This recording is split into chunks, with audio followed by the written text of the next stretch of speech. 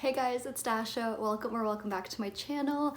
Gosh, I have not said that in a long time. Today I wanted to kind of sit down and talk about my reading year a little bit, the good, the bad. I know we are in March. Please do not come for me. I have not been able to make videos in a while for various reasons. If you don't want to hear about any of those reasons, you can feel free to skip. There are timestamps down below to where I just talk about my reading and my best and worst books and all of that good stuff. But for those that are interested, I started a master's program in September, but even before that, you may have noticed that my uploads were a bit more sporadic. I hit a bit of a rut with YouTube in general, and a little bit even with my reading. I felt like I had kind of burnt myself out by bringing myself up to 2 videos a week. I just realized that wasn't sustainable for me, and instead of kind of finding my groove again, I just kind of shut down, which wasn't really fun. I found it really difficult to answer any comments and like talk to people. I just wanted to kind of become a recluse. I felt like I had gone and done too much too fast with YouTube. The worst part is, it's not that I didn't love what I was doing. I loved doing the Witcher read along, even though a lot of us kind of felt iffy about the books. I still read through the rest of the books, and I had loved doing the live shows and the live ship traders read along, of course. I really enjoyed doing that, but between those, the readathon, trying to do other readathons, trying to think up of content and execute the content that I myself really wanted to make, because you guys know me, I don't really do book hauls, I don't do vlogs as often. I would like to, but obviously those take time, and I just felt really frustrated with where I was with YouTube. And then to top it all off, school started in September. I started a master's program in international affairs, and I just got super busy. There were a couple of months where I read absolutely nothing or only rereads just to get myself kind of reading. This semester I'm doing a lot better in terms of prioritizing reading. I'm really trying to make an effort to read before bed, read during my lunch break at work, trying to make a point of going out of my way to read and make that a priority, but also a source of joy and rest in my life. I also have a major research paper to write for my master's, and that will involve a lot of reading, so I'm excited for the nonfiction titles I'm going to pick up for that. And in general, I've been just trying to make my way through my own TBR. I haven't really worried about putting in holds at the library or reading projects. I've really just been trying to pick up things that I literally own. I've been finishing a lot of series, which is great, and continuing series, and that's kind of the trend I want to continue. I also wanted to kind of reduce how many books I buy, but I've been doing terrible at that already because for some reason I have no impulse control. But it is what it is. Thank you to those that have stuck around and will continue to stick around as I try to get back into the groove of things. I would absolutely love to keep making content. I miss the process. I miss the creative process, especially for the more different videos that I make, not just like the wrap-ups. There's a process to some of the other stuff that I've done. My last video was about food and books, and I really enjoyed doing that. So hopefully I can get back into that and also incorporate more vlogs, because those are kind of a bit, not more passive, but at least I'm able to do those throughout a period of time, and I don't have to find time to sit down and film and script and all of that stuff. And so I'm not gonna make any promises about what kind of content you're gonna see and how often, but I am really hoping to get back into this because I've missed this. I've missed the connections I've made on here. I feel like I've been neglecting my friends, and I feel like a terrible person. But beyond that, I just miss the process and talking about my books with someone, and I miss being excited about reading and what I'm reading next, and the feeling of wanting to talk about the books that I'm reading and share my thoughts with the world, because I do think everyone should know my thoughts. I think they're very important. All this to say, like I said, thank you so much if you stuck around. Thank you for those of you who will continue to stick around, because I'm sure the second you see me in your sub box, someone you will go, oh my god, why do I still follow her? With all that being said, let's get into a little recap of my reading year last year. As I mentioned, I hit a weird slump, not only in YouTube, but in my reading as well, and I think this kind of shows in the type of things I was picking up, and definitely my ratings as well, but not in the way you would expect.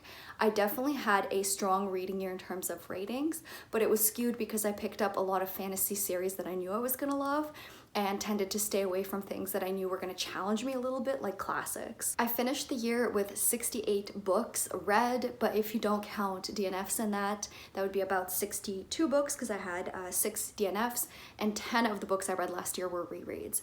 So if you kind of look at that, that means a lot of my reading was, I think that's more rereads than I normally have. And it's funny because the average rating is almost a 4 stars. It's 3.98, which is quite high, and I did have a lot of 4, 5, and 4.5 star reads, which is a good thing, but again, I think it indicates that I was really leaning towards picking up things that I just wanted to read and like get out of the way and enjoy myself in, rather than, like I said, things that would challenge me, things that would lead to projects or other books, and I just wasn't in the headspace for that. One thing I think I did well last year was reading a lot of books that I owned.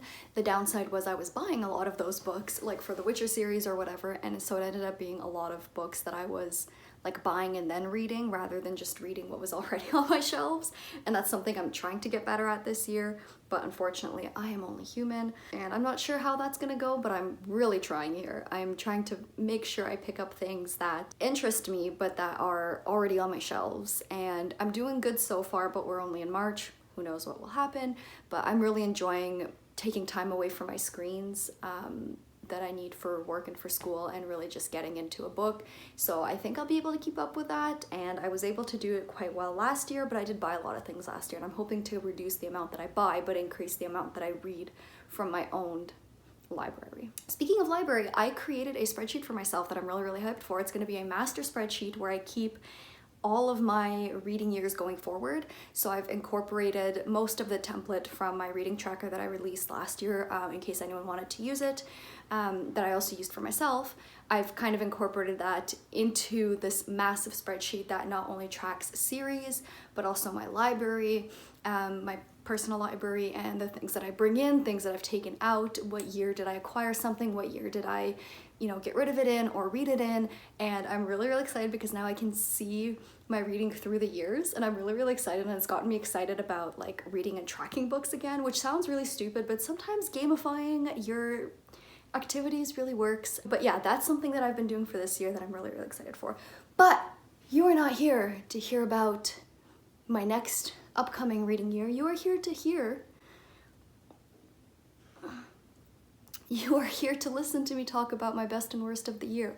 So let's get into it. We're gonna start with like worst and disappointing, and then end with a high note with good and surprising and best of the year. I have a haunted TV that turns on by itself apparently. Okay, let's talk some disappointments. One of the early disappointments of the year was Cultish by Amanda Montell. This is, as the subtitle suggests, the language of fanaticism. It is discussing the language behind things that both are cults and also things that feel like cults but are not technically cults, I guess, and that they don't have a religious aspect or like a leader that makes people kill themselves sort of thing, but things that feel culty according to the author. And I was really hyped for this one. I thought it would really get into the nitty-gritty of the language, but unfortunately it felt more like chit-chatting with your friend after a couple of drinks after work. And while that's not a bad thing, and I could still recommend this book to people, for me it just wasn't what I was looking to get out of it, and I was kind of left feeling very unsatisfied. And while again it wasn't bad, I expected so much more. I'd ended up giving this a 3-star, I think, or a 3.5 stars, because like there was quality things there, but I was really hoping for more discussion of language, and it ended up being a lot of rehashing of popular cults or concepts that I just wasn't as interested in personally. I'm gonna do the next 3 actually. This was the year of disappointing sequels for me. There were some great sequels, but there was some disappointments.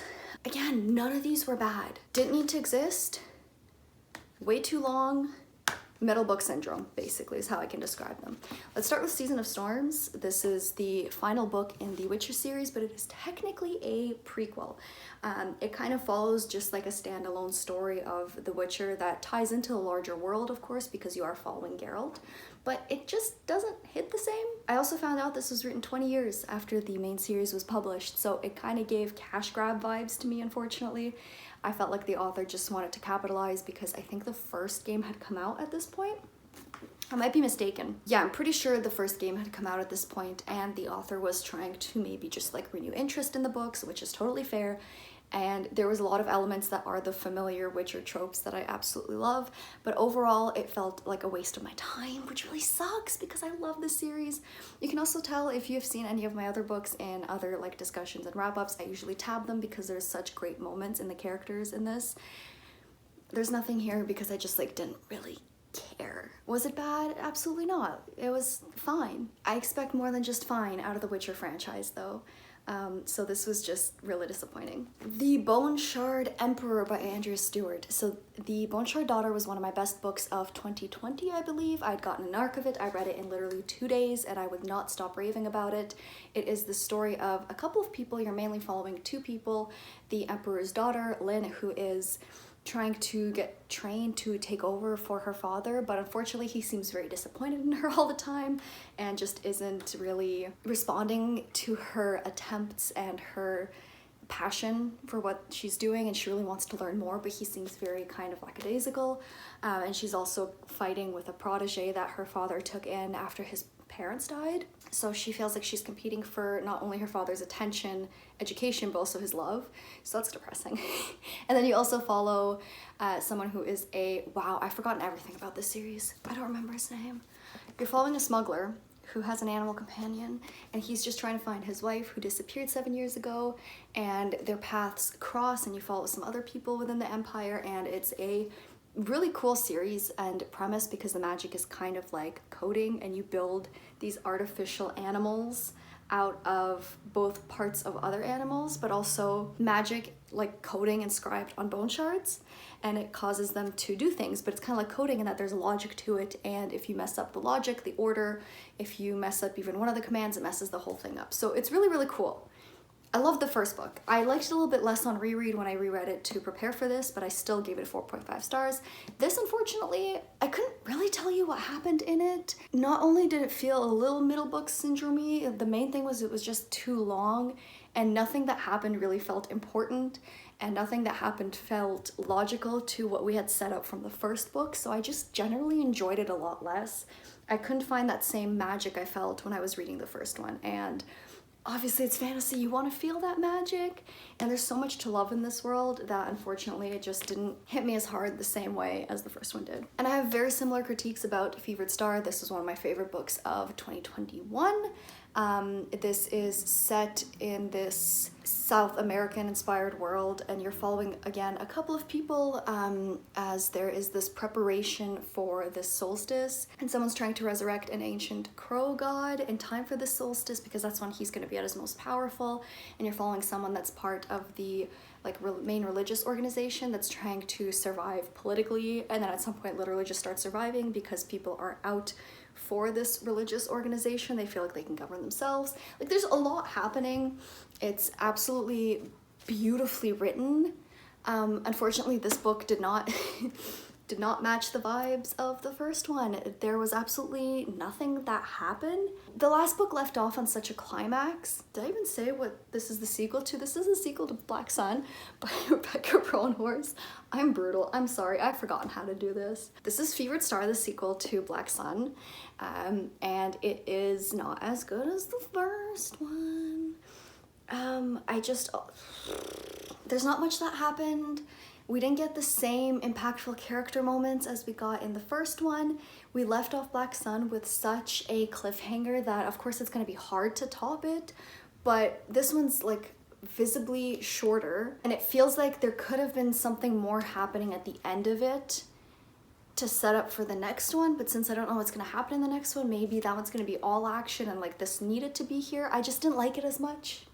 I didn't care as much, and I'm really disappointed because I wanted more. Will I finish both of these series? Absolutely. I still would like to know what happens. I've been following them both for a while now, so it'd be great to finish them up, but it just sucks because both of these were also like pre-orders, and I fully expected to love them as much as I'd loved the first installation of the series, and I didn't.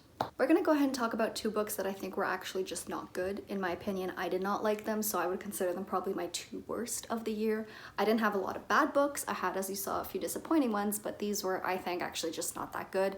The first of these is also disappointing, in addition to not being very good, and that's Ring by Koji Suzuki. So this is what the movie is based on. There's a videotape that if you watch it, it says you're gonna die in 7 days, and it's very mysterious, and you're following I think he's a reporter. Yeah, a journalist who has a family member that dies to this, so he starts investigating. Now, the beginning of this was great. Very spooky. I was on the edge of my seat. The end of it was great. I liked how the story resolved, but everything in the middle sucked. It became a very, how do you call it, like murder of the week, like just going around trying to solve the mystery, and it was bogged down with the inclusion of this character that I think was supposed to be there as some kind of like moral barometer. I don't know if this person was supposed to make our protagonist look better. He was the protagonist's best friend, and every time he was on page he made my skin crawl because the protagonist knows that this friend raped a woman and he continued to be friends with him even though he makes him uncomfortable, but he still treasures his friendship with him for some reason. And then on top of all that, like minor spoiler, but like I wouldn't really recommend this anyways. But I guess if you don't want to hear it, the friend ends up admitting that he never raped anyone in the first place and he made it up. For what? For what? That's somehow not worse, but it's almost worse. So you want people to think that you've done this? I don't get it. Maybe I'm missing something. Do I want to understand though? I'm not sure. This got a 2.5 stars. I thought it was kind of bland for the most part. It got a bit higher rating because I did really enjoy the first part and the last part, but that was tainted by the nothing burger that the beginning and ending were, you know, sandwiching, that it just like ended up being really disappointing. I had high hopes for it and I didn't really like it. If you have been following my channel at all, you know exactly which one is gonna be on the worst, because I had mentioned that there was a vlog coming for this, and I famously don't like this author, and this cemented for me that I don't get it. The girls that get it, the girls that don't, and I'm a girl that does not get it. House of Earth and Blood by Sarah J Maas. God, this sucked. This is her adult fantasy debut. She normally writes young adult fantasy, and this is weaker than her other two works in my opinion. It is more of like an urban fantasy that's just not set in our world, so like urban high fantasy. And this follows Bryce Quinlan, who is this like party girl who has someone close to her die, and then she's tasked with finding out what happened to the person that died, for whatever reason, contrivance. So she does, and then there's a mysterious archangel, I think. Is he an archangel or just a fallen angel that is assigned to guard her and be like her investigative partner? And it wasn't good, I'm sorry. I literally, like, this was on my wish list. Ray had ended up buying this for me, which I still really appreciate because I used the shit out of the physical. I'm really glad I had the physical copy, and it's full of notes, and it was really, really helpful in reading for the vlog, which will be coming, I promise. It's completely filmed, it just needs to be edited. So if you want full in-depth thoughts as it's happening and all my issues with it, please go watch that. It will be up soon, and I feel like it'll be a good time to watch because I slowly descend into madness. But long story short, like I wanted to like this. I thought I would enjoy it more than her young adult series because I felt they were kind of juvenile in their writing, but her writing did not really change or improve. I don't really think she has an editor, and if she does have an editor, they're not editing, they're not doing their job. This could have easily been a 500-page book, but no, it had to be 800 pages, and it was a lot of nothing. Every time there was world building, I was more confused than before the world building. I thought the characters a lot of the time were really stereotypical. There was a couple of good characters, but of course they were side characters and one of them had to die, so it's like, why do I bother? It's not for me. I like this even less than her other books, and I gave this a, what, 1.5 stars? Like, it wasn't good. It wasn't good, I'm sorry, it was not for me. For those of you that are negative Nancy's, the most fun part of the video is over. For those of you who like positive stuff, let's talk about some of the absolute best things I read in 2022. There are really only two genres on this list, nonfiction and fantasy, so I'm gonna get to nonfiction first and then move over to fantasy. There are 4 nonfiction books that I want to talk about that kind of have a logic to them in the order. I'm going to talk about like the most unrelated one first, and that is The Fire Next Time by James Baldwin. This short book combines 2 things: a letter that he wrote to his nephew, as well as an essay about his personal life experiences, a reflection on religion, Harlem, his sexuality, all these kinds of things. This was just spectacularly written. It is one of the most beautiful things I've ever read. It's not a genre I read particularly often, this kind of reflective memoir type, very personal nonfiction, but I can definitively say that going forward I will read everything this man has ever written because it is absolutely spectacular. His writing is just so moving. I feel like this is a book that I want to come back to every couple of years because I feel like I will age with it. I feel like there's more I can always get out of it, and it was just absolutely delectable. The next best nonfiction that I want to talk about is Say Nothing by Patrick Ryan Keefe. This is a kind of novelized, almost, nonfiction that tells the story of the Troubles in Ireland. If you look at specifically the synopsis that you will get most of the time of this book, it talks only of a woman who was abducted and left her 10 children behind and the mystery of it. This is so much more than that. This woman's story is really a framing of a very personal, visceral story that happened during this time. But really you're following a few key players in the IRA and a little bit of their backstory and what they did throughout the Troubles. I think this was the second wave of the Troubles, if I'm not mistaken.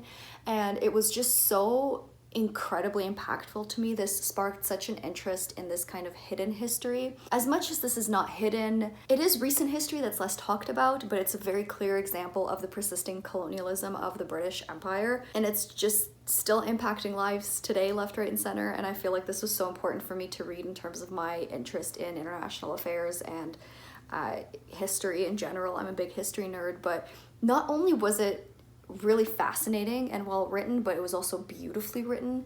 Patrick Ryan Keefe's writing is absolutely spectacular. I will be reading Empire of Pain this year. I have it, his book about the family that founded Purdue Pharma, because his writing is just so good. He's just an absolutely excellent writer. I was gripped. It was so well thought out, planned, and executed that I flew through this. It doesn't look like a big book, but it's very thin pages. It's 400 pages plus. Like, it's not a small book, and it flies by. It's just absolutely fantastically executed, and I really, really, really loved it. On the topic of colonialism, one of the best books I've ever read in terms of just like really good nonfiction was How to Hide an Empire by Daniel Immerwahr. So this is telling the story of US colonialism and the US empire, and how we do not think of the US as an empire very often, but they have a very disgusting colonial past. And what's funny with US history is that it is very much like an iceberg. You know the tip of the iceberg, most people do, and even that is pretty horrific. The deeper you go, the worse it gets. And it's just not talked about. Americans don't even know their own history a lot of the time. And this book really peeled back some of those layers, and just really plainly laid out everything for you in such a way that it was undeniable the amount of harm that the US has caused. But the other thing I loved about it was it wasn't just a history of the most blatant and like obvious form of colonialism, but it also talked about how the US has taken over the world in other ways. Obviously, those of us that are not from the US know this very well.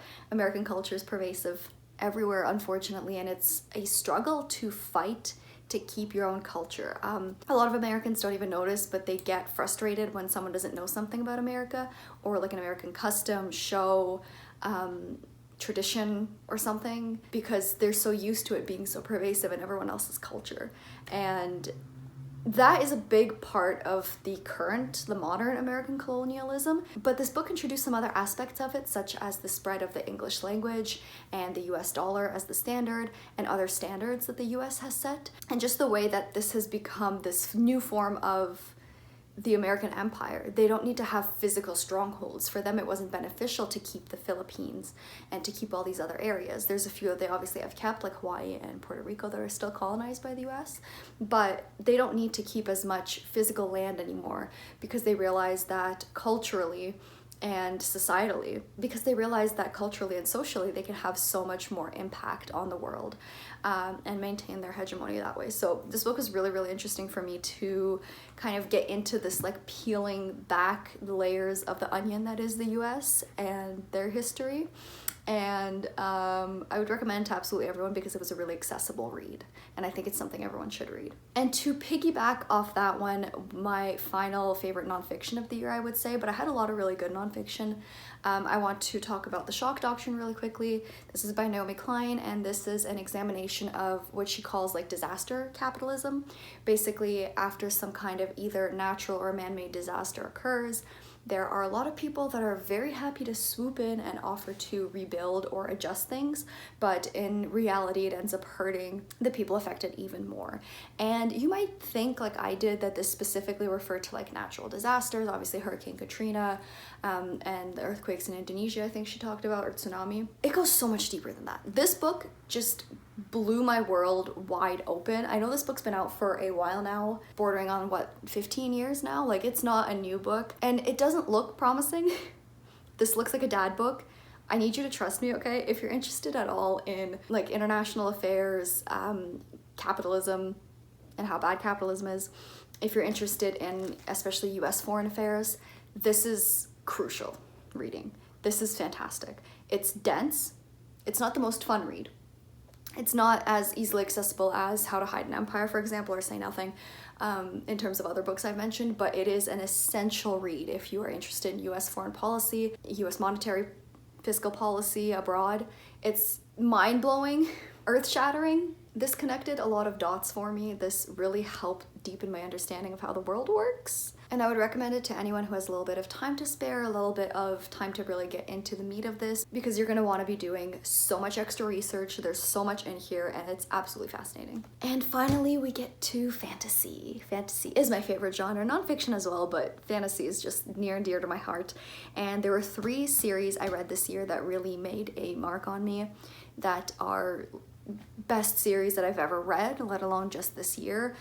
Some are favorite series of all time. Some are just best from this year. So like I said, there's 3 of them. I'm gonna start with one that I talked about briefly, and that's the Witcher series. I'm just gonna hold up the last book in the main arc, but you can see them all back there. I have them all. I read them all.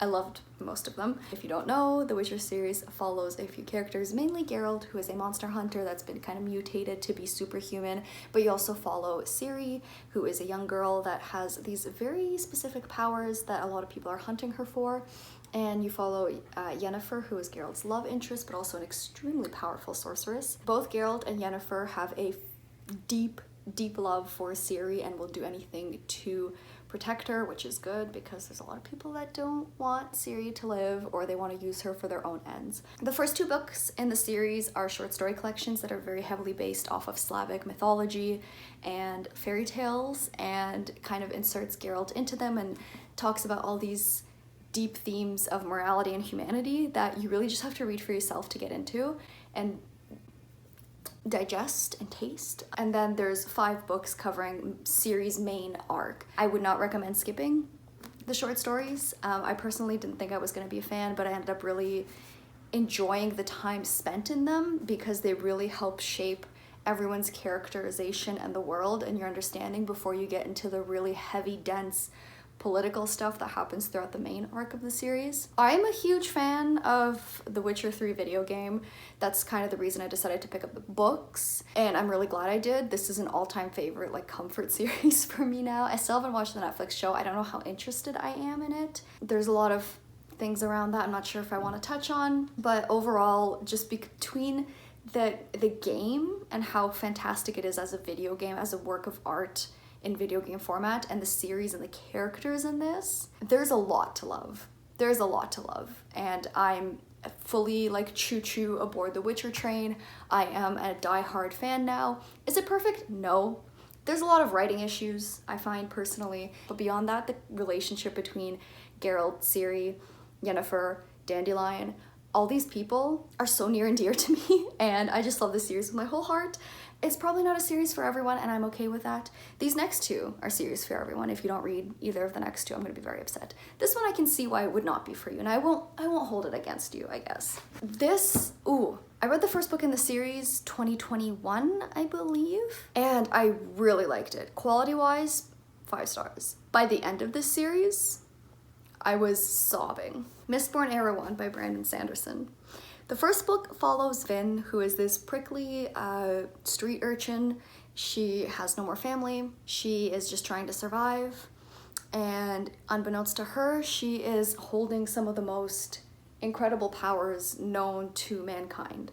This is a magic system based on metals. When you ingest metals, you can push and pull on metallic objects, and you can influence people's emotions. There's a lot to explore in the magic system of this, but the meat of it is this plot to overthrow the Lord Ruler in the first book. The Lord Ruler is immortal, and yet Kelsier, our kind of second main character, is convinced that Vin and Kelsier's group of friends can absolutely overthrow the Lord Ruler.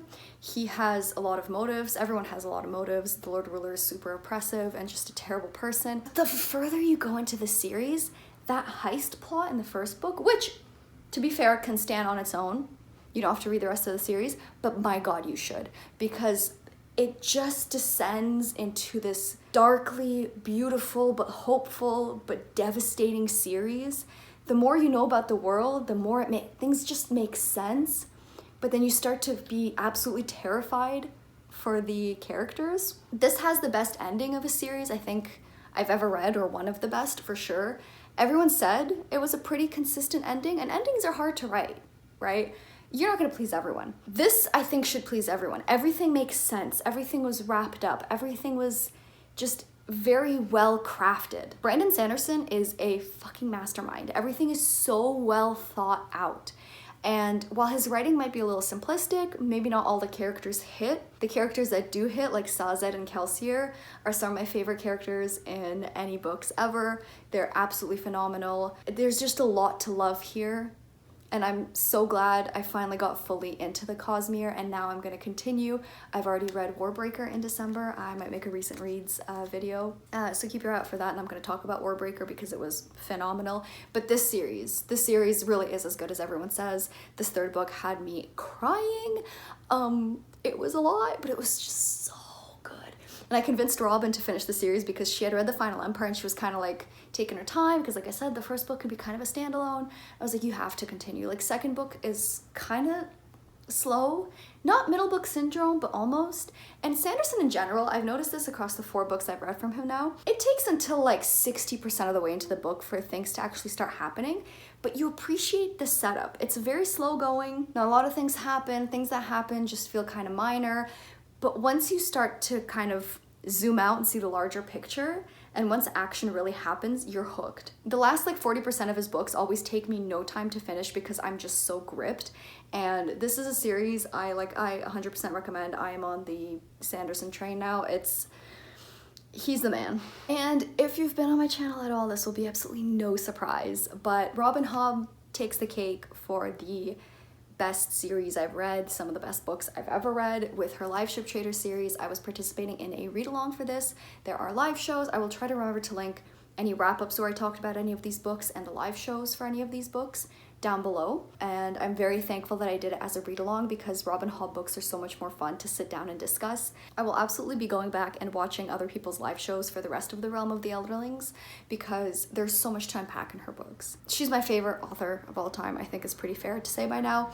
This series specifically, I'm holding up the second book because it was my highest rated in the series. This follows a group of people, mainly a family from Bingtown. They are traders. They have their own live ship, which was a ship that becomes alive after 3 generations of a family die on deck. And the live ship has finally come alive, but the ownership of the ship goes to a different family member than expected, which causes a lot of family tension. But then this person also starts getting involved in things that threaten the very way of life of Bingtown itself. And you see a lot of the town politics, the internal family struggles, but then you're also following a ton of other characters on the side. And this blows the world of the Realm of the Elderlings wide open because in the first trilogy, the Farseer trilogy, you're following one character, you're in his head, this is multi-POV, and you're really only following a small couple of areas wherever he is, but you're getting such a wide view of the world in this series. It just makes you fall so much more in love with it, in my opinion. The fact that it's multi-POV also means you get to watch more characters, and I mean, Robin Hobb is a master at writing the most complex characters. You hate them, you want to grab them and shake them sometimes, or you literally just want to kill them if you ever got your hands on them, or you just want to hold them close and protect them. And there's some that go through the most insane arcs. I think one of the reasons this was my favorite in the series because one of the most hateable characters I've ever read goes through such a journey in this. This is a very dark series. I'd say this is arguably darker than the Farseer trilogy and the Tawny Man, which I'm currently reading, mainly because it has a lot of violence against women, unfortunately, and it's quite hard to read about. The other books are just violent and heartbreaking, but this is specifically violence against women, so it's probably not for everyone, but I still think everyone should read it because I'm a big Robin Hobb fan. But it's just heartbreakingly beautiful, and there's so many moments of love and life that make everything so worth it to read through. You will cry, but you will also learn so much about yourself and these people and humans in general, and it's just one of the most beautiful things I've ever read. I am always in awe of Robin Hobb personally. I think she can do no wrong in my eyes. Her prose is excellent, her characters, they're not fast-paced books. Obviously this is like 900 fucking pages, but every moment is so important because you get so many character building moments that just make you realize how much you need that.